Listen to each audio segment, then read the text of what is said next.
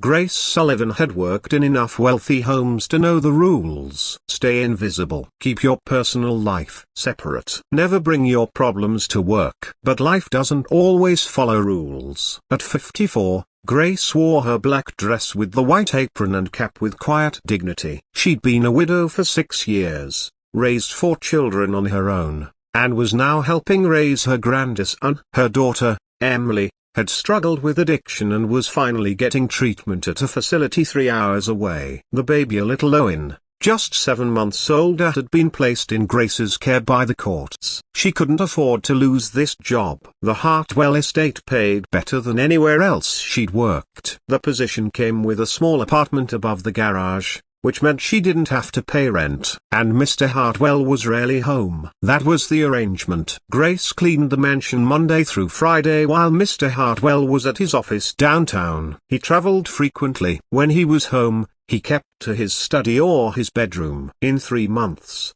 they'd barely exchanged more than polite greetings. It was a good arrangement, a safe one, until the morning everything changed. Grace's regular babysitter, Mrs. Chen from downstairs, had called at 5:30 that morning. The flu. She couldn't watch Owen today, maybe not for the rest of the week. Grace had sat on the edge of her bed, holding the phone, calculating impossible mathematics. She couldn't call in sick if she'd already used her emergency days when Emily was in crisis. She couldn't afford to lose this position. But she had no one else to call. Owen was a good baby, quiet, content to lie on the blanket and watch the world with his serious blue eyes. Mr. Hartwell was supposed to be in Boston for 3 days. Grace made a decision she knew she might regret. At 6:15. She bundled Owen into his carrier, packed his bottles and diapers into a bag, and carried him across the courtyard to the mansion's service entrance. Her heart pounded with each step.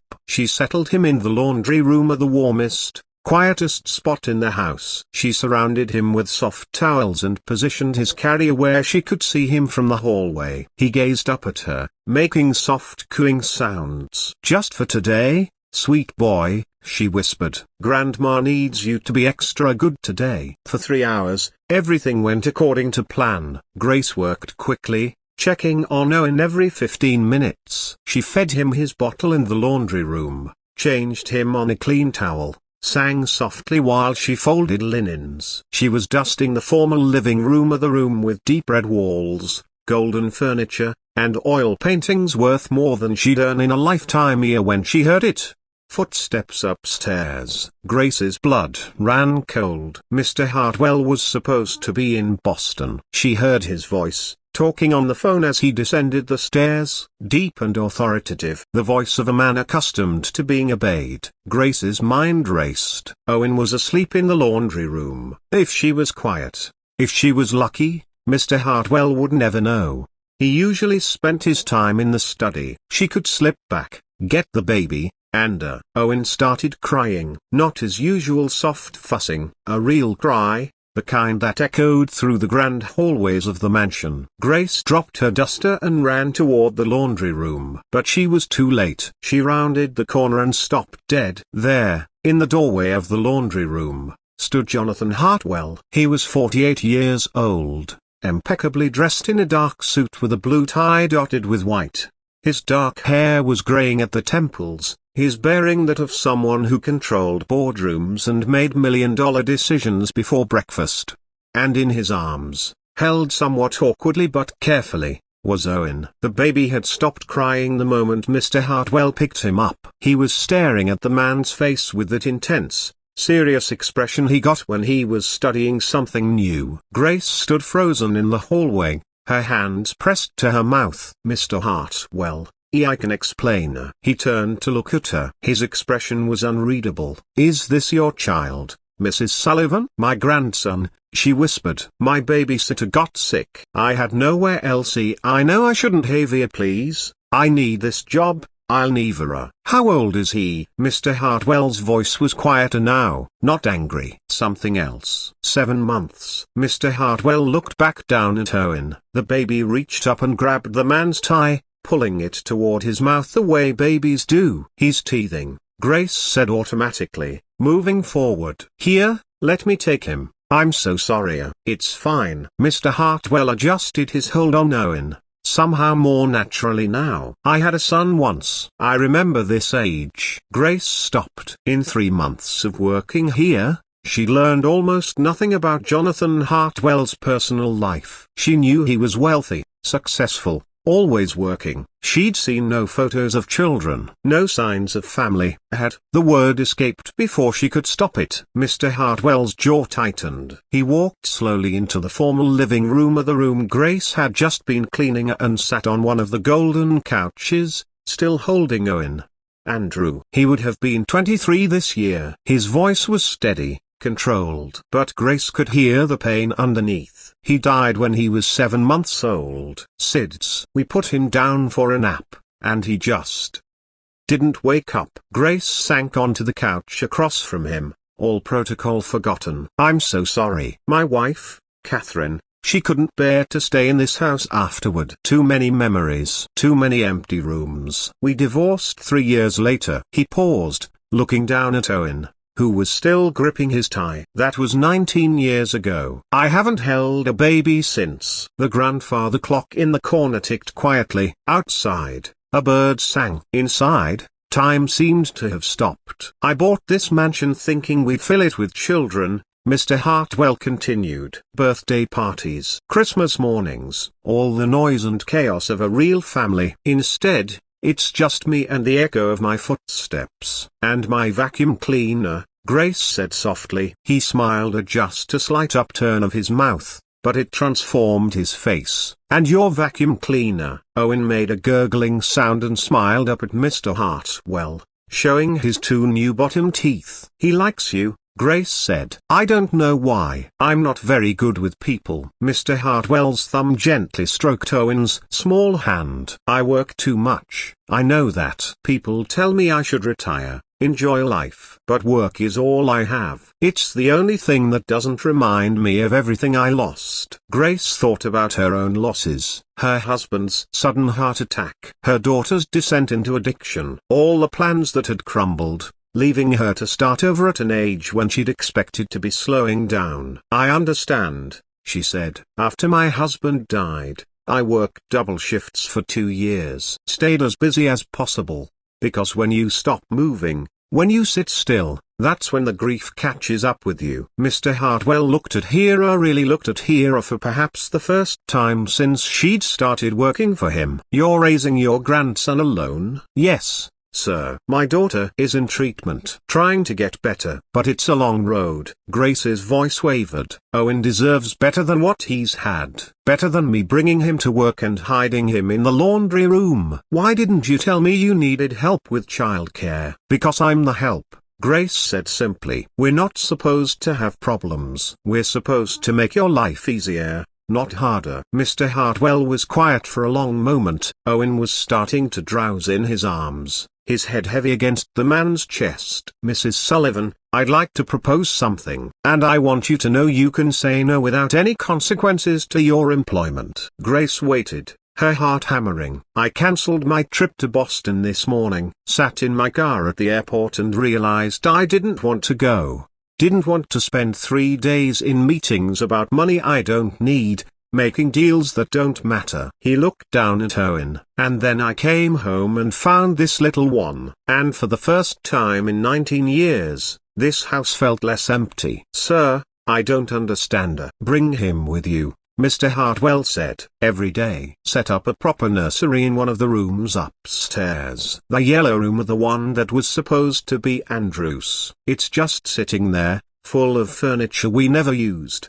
His voice roughened. Let it be useful. Let it matter. Grace felt tears spilling down her cheeks. Mr. Hartwell, I can't ask you to. You're not asking. I'm offering. He stood carefully, still holding the sleeping baby. And please, call me Jonathan. If we're going to be sharing this house, if this little one is going to be here, we should at least be on first name terms. Over the following weeks, something remarkable happened in the Hartwell mansion. The yellow room was transformed into a proper nursery. Gineth Anna Grace still stumbled over calling him that. Had insisted on the finest equipment. A crib, a changing table, toys that were safe and educational. But more than that, the house came alive. Jonathan started coming home for lunch. He'd find Grace in whichever room she was cleaning, and he'd hold Owen while she worked. He'd talk to the baby about market trends and business deals, his voice soft and warm in a way Grace suspected his colleagues never heard.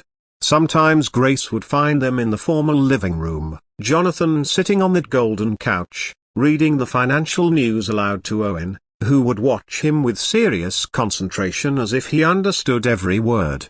"You know he can't understand stock reports," Grace said one afternoon. "But he can understand that someone is paying attention to him," Jonathan replied. "That's what babies need most, isn't it? To be seen, to be held, to know they matter." Grace thought about her daughter, about how Emily's addiction had started with feeling invisible in a world that moved too fast. "Yes," she said, "that's exactly what they need." On Owen's first birthday, Jonathan threw a party. Not a huge affair, just Grace, Owen, Emily, who was doing well in her outpatient program now, and a few of Grace's friends from church. But Jonathan had insisted on a cake from the finest bakery. Decorations. A pile of presents that made Grace protest until he said, "Please, let me do this. I missed all of Andrew's birthdays. Let me celebrate this one." When Owen smashed his face into the cake, getting blue frosting everywhere, Jonathan laughed. Really laughed. Grace realized she'd never heard that sound before. Later, after the guests had left and Owen was asleep in his nursery upstairs, Grace and Jonathan sat in the formal living room of the room where everything had changed that morning 10 months ago. "Thank you," Grace said, "for everything, for giving us a home, for being part of Owen's life." "Thank you," Jonathan replied, "for bringing life back into this house, for reminding me that walls full of expensive paintings aren't worth much if there's no one to share them with." He paused, his next words careful. "I've been thinking, the apartment above the garage is quite small for you and Owen, now that he's getting bigger and more mobile. The wing on the east side of the house is just sitting empty. 4 bedrooms, a private sitting room. What if you and Owen moved in there? You'd have more space. He'd have room to play." And he stopped, looking almost uncertain for the first time since Grace had known him. "I'd like that, having you both here. Really here, not just working here." Grace felt her throat tighten with emotion. "Are you sure?" "I've never been more sure of anything," he smiled. "Besides, Owen needs space for his second birthday party. I'm thinking we'll need the ballroom for that one." Grace laughed through her tears. "He's 1 year old. He doesn't know what a ballroom is." "But he will," Jonathan said softly. "He'll grow up in this house, and it won't be a museum to him. It'll be home. It'll be filled with memories of birthday parties and Christmas mornings and all the noise and chaos I always wanted." "What about when Emily is ready to take him back?" Grace asked the question that kept her awake at night. Jonathan was quiet for a moment. "Then we'll support her, help her, make sure she has everything she needs to be the mother Owen deserves." He paused. "But this will always be Owen's home too. And yours. That doesn't change, regardless of what happens with Emily." 2 years later, Grace stood in that same formal living room, watching Oena, now 3 years older, carefully carrying a tray of cookies toward Jonathan, who was sitting on the golden couch with papers spread around him. "For you, Grandpa John," Owen said solemnly, using the name he'd invented for the man who wasn't his grandfather by blood but was in every way that mattered. "Thank you, my boy." Jonathan took a cookie, his eyes warm. "Did you help Grandma Grace make these?" "I stirred," Owen announced proudly. Emily was there too, sitting in a chair by the window. She'd been sober for 18 months and was living in a small house that Jonathan had helped her find, working part-time and rebuilding her life. She spent time with Owen regularly, but they'd agreed he would stay primarily with Grace and Jonathan, where he had stability and routine. It wasn't a perfect arrangement, but it was one born of love and commitment to doing what was best for one small boy. Grace thought about that morning 3 years ago when she'd smuggled Owen into the mansion. Terrified and desperate, she'd thought she was risking everything. She hadn't known she was actually finding everything. Grandma Grace. Owen's voice pulled her back to the present. Can we have a tea party in the ballroom? That's a big room for a tea party, Grace said. But we have lots of friends now, Owen said. We need a big room. And it was true. The house that had been so empty, so quiet, was now frequently filled with people. Emily's support group friends, Grace's church community, Jonathan's nephew and niece, who'd reconnected with their uncle and were amazed by the change in him. The children from the local daycare that Jonathan had started funding, who came for special events. The mansion had become what it was always meant to be, not a showcase for wealth, but a home, a place where people gathered, where children laughed, where love lived in every room. That evening, after Owen was tucked into bed, Grace and Jonathan sat in the library, another room that had come alive with use. I've been thinking, Jonathan said, about legacy, about what we leave behind when we're gone. That's awfully serious for a Tuesday evening, Grace said gently. I'm changing my will. I want to make sure Owen is provided for. That you're provided for. But more than that, I want this house to become something after I'm gone. A place that helps families like yours, like Emily's. A home for grandparents raising grandchildren. A place where people can rebuild their lives. Grace's eyes filled with tears. Jonathan, I've wasted 19 years being alone in this house, Grace, letting grief turn it into a mausoleum. His voice was thick with emotion. But you and Owen, you brought it back to life. You showed me that loss doesn't have to be the end of the story, that there's always room for more love, if we are brave enough to open our hearts. You gave us a home when we had nowhere else to turn, Grace said. You treated my grandson like he was your own. He is my own, Jonathan said simply. Blood doesn't make a family. Love does. Showing up does. Choosing each other, day after day, does. They sat quietly, listening to the sounds of the house settling around them. Upstairs, they could hear Owen stirring in his sleep, talking softly to his stuffed animals. And Grace thought about all the homes she'd cleaned over the years, all the wealthy families she'd served, staying invisible, keeping her distance. She'd never imagined that in one of those grand houses, she'd find not just employment, but family. That her grandson would find not just shelter, but a grandfather who loved him unconditionally. That a mansion full of emptiness would become a home full of love. Sometimes, she thought, the most beautiful transformations come from the most desperate moments. Sometimes we have to risk everything to discover what really matters. And sometimes, the family we need is waiting to be found in the most unexpected places, behind a closed door, in a house we thought we knew, in the heart of someone we'd only ever seen as their boss. That's Grace, she thought. Not the name her parents gave her, but the real thing. The unearned gift. The second chance. The love that shows up when we least expect it and transforms everything it touches. That's what heals the empty places in our hearts. That's what makes a house a home. That's what saves us all. In the end, love, family, and the courage to open our arms when life delivers an unexpected gift in the form of a 7-month-old baby who needs to be held.